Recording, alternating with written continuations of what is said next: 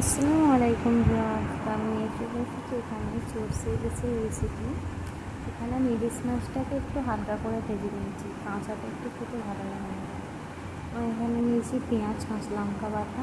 সরষেটাকে আমি মিক্সিতে পিষে ওর পেস্টটা বার করে নিয়েছি। তারপর কড়াতে দিয়ে দিয়েছি সরষের তেল, তার উপর দিয়ে দেবো বাটা পেঁয়াজ আর কাঁচা লঙ্কা বাটাটা দিয়ে ভালো করে নেড়ে চেড়ে লাল করে নেব।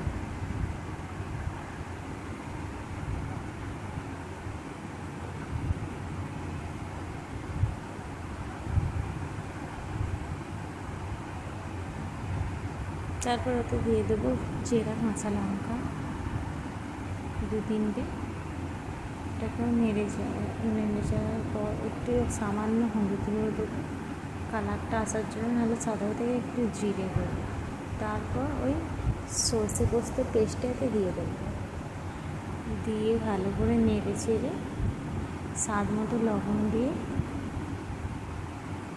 এটা ফুটে গেলে ওর ওপর মাছগুলো একে একে ছেড়ে দেবো।